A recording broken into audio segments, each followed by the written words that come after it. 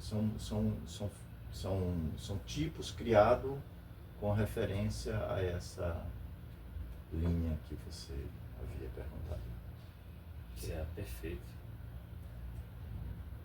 E agora a gente pode também perguntar um pouquinho da história do Moitará, como começou, os desafios que você teve nesse início e um pouco da atualidade do Moitará e da atualidade da máscara também. Como é que você vê esse panorama hoje, onde ela se encaixa hoje, eu acho que não só no teatro, mas na sociedade, carnaval, como é que você enxerga esse panorama?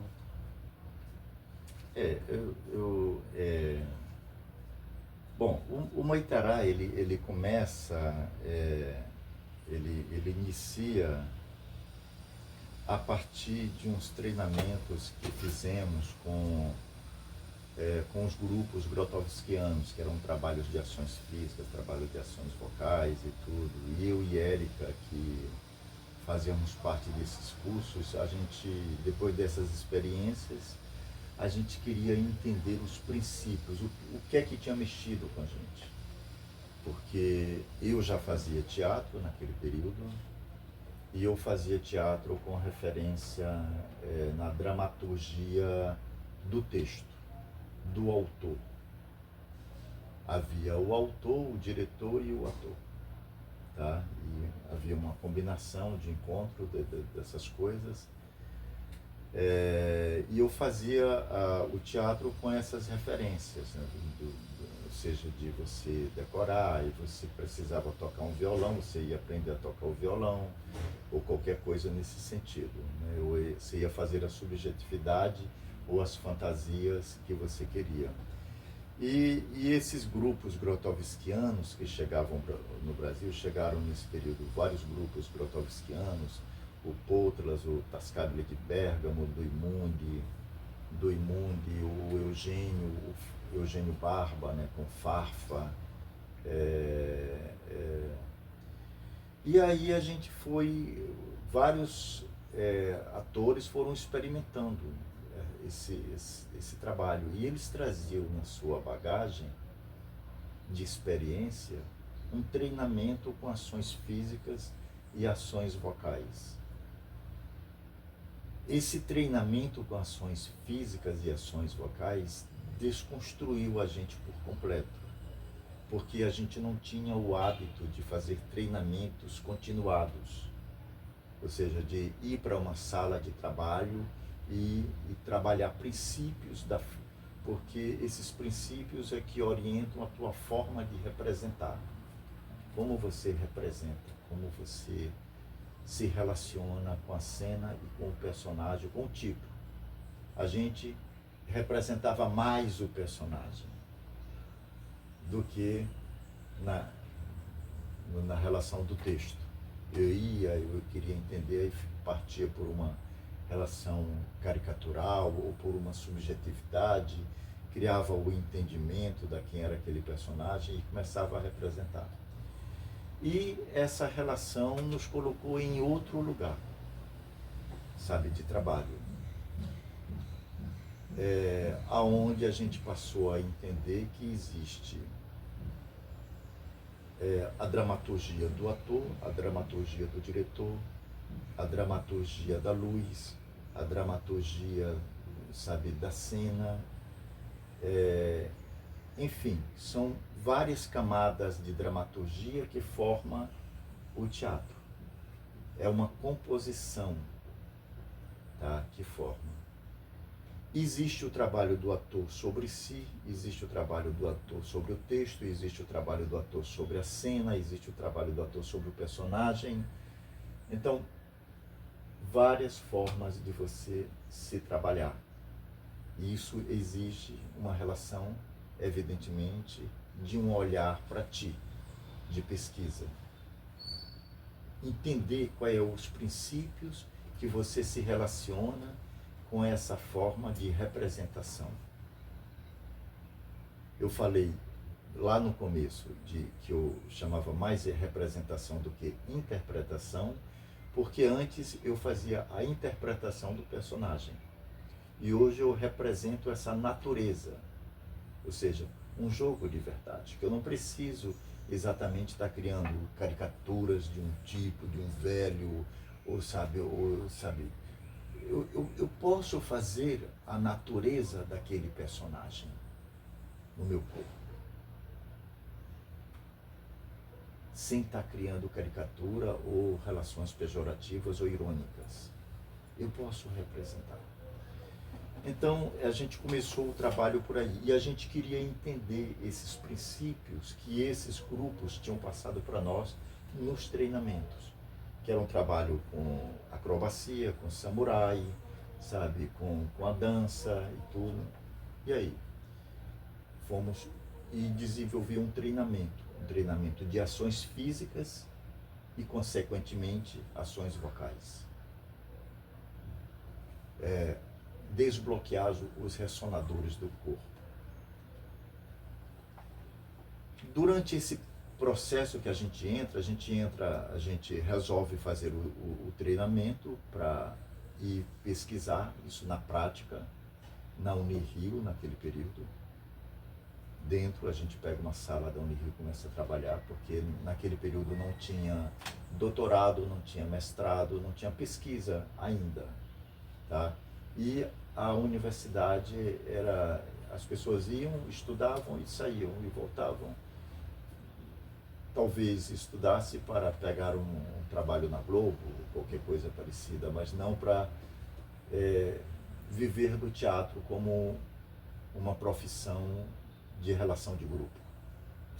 Que essa prática não era tão comum, não existia.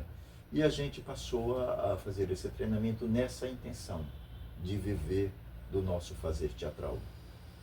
E aí veio a pergunta da máscara. Tá? Por que a máscara no teatro? O que ela contribui para o trabalho do ator e para o processo criativo? Que pergunta é essa que a gente está se fazendo? Como ela já é trabalhada? E como eu te falei lá no começo, a gente não tinha informações técnicas sobre essa forma de trabalho, sobre essa realidade.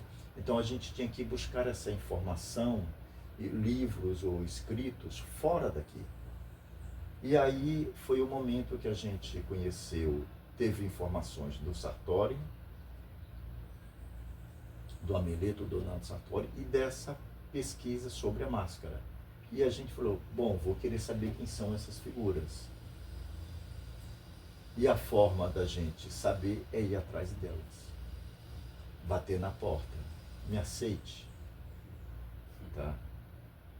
Eu quero trabalhar com você, eu preciso do que você tem. Eu preciso do seu trabalho. Ele é importante para todas as questões que eu estou vivendo agora. Eu estou aqui para aprender. Uma coisa mais ou menos assim. E aí foi o momento que a gente encontrou o Sartori, mostrei todas as máscaras, eu já trabalhava um pouco. Durante essas perguntas a gente começou a fazer máscara e colocar a máscara no nosso treinamento de uma forma empírica, subjetiva. Eu fazia as máscaras com purpurina, botava peninhas, fazia um dragão, aí eu fazia caricatura do dragão e da figura do diabo, de qualquer coisa. Mas era uma forma empírica, subjetiva, que não funcionava, a máscara nem funcionava, e eu nem tinha essa relação. Eu botava ela como um adereço, e não como um elemento de complementação e de exigência do trabalho do ator. E aí foi que chegamos até o Sartori tivemos algumas vivências com eles. Tá? A partir do Sartori a gente encontrou vários outros mestres que trabalhavam com a máscara. A Serena Sartori, que é a irmã do Sartori, trabalhava com a máscara. Felice Pico, que era outra figura, trabalhava com a máscara. O Enrico Bonavera, que é atualmente o último Arlequim do Piccolo Teatro de Milão, do espetáculo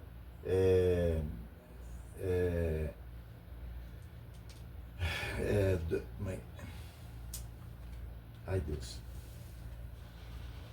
É,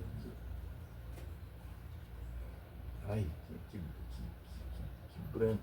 É tanta informação, né? O meu espetáculo está aqui. Na questão do...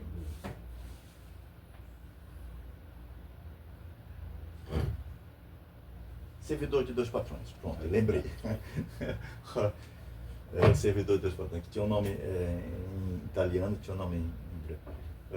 O servidor de dois patrões. Então ele é o último arlequim desse tipo. E começamos a trazer essas figuras para cá. Tá? Fizemos vivências também com o Grupo Potlas e começamos a trazer tanto para os trabalhos de ações físicas como o trabalho de máscara. Tá? O Henrico veio aqui várias vezes, fez oficinas. O Sartori, depois que a gente conheceu, passou a ser um parceiro nosso de trabalho, fez máscaras para os nossos espetáculos, tanto nos ensinou quanto fez parte também do processo criativo dos nossos trabalhos, de contribuição, né? Do processo criativo dos nossos trabalhos. E passou a ser pessoas amigas, passaram a ser pessoas amigas. Tá? Aqueles mestres que a gente achava que era Deus, tá? Que era um Deus, passaram a ser essa figura comum, que também bebe uma cachaçinha, que também toma uma cerveja, que também... O lado humano, né? o lado humano. E que pensa como a gente pensa e que erra como a gente erra, sabe? E que tem todas os seus processos de mudança e de transformação, graças a Deus. Super acessível. E ficou essa figura. E aí foi o momento que a gente começou a trabalhar com a máscara, e tivemos o Sartori trabalhava com Lecoq, né? Sim. Trabalhava com Dario Fo, com Lecoq, então ele era os orientadores, e a gente começou a trabalhar com essas máscaras, a neutra, a geométrica, larvária, expressiva, meia máscara, que são as máscaras falantes, o nariz do Clau, e tem outras máscaras que a Érica, por exemplo, já vem pesquisando como estilo, que é uma que ela está chamando de geolarvária, por exemplo. É uma mistura entre a geométrica e uma larvária, que ela está estudando o comportamento dessas máscaras. E passou, dentro dessas experimentações, o Grupo Moitará foi construindo uma metodologia de trabalho, pelas suas experiências, de treinamento, de repetições, de entendimentos de princípios e de necessidade de olhares para a máscara e para o fazer teatral. Então, foi construindo a sua maneira de trabalhar com a máscara. Essa realidade, ela já, na época, quando nós começamos, ela não existia. Tá? Aqui no Brasil era muito pouco. Então, o Grupo Moitará foi, de certa forma, um pioneiro no que diz respeito à pesquisa desde a confecção da máscara, como criação de uma máscara justa, a criação de um tipo, até o seu jogo. Então a gente passou a ser um dos pioneiros, os primeiros grupos a estar trabalhando. Fizemos algumas oficinas, aqui chamando o Sartori, convidando o Sartori. Nesse período a gente convidou várias universidades, de professores de universidades que trabalhavam na parte de boneco, de alegoria, mas não trabalhavam ainda com a máscara. E daqui e de fora do Brasil, da América do Sul. Então a gente começou a trazer várias pessoas para estar trabalhando e discutindo a máscara na cena contemporânea brasileira e na cena contemporânea latina. Por que não dizer isso? Aí a gente começou a estar trabalhando. Hoje existe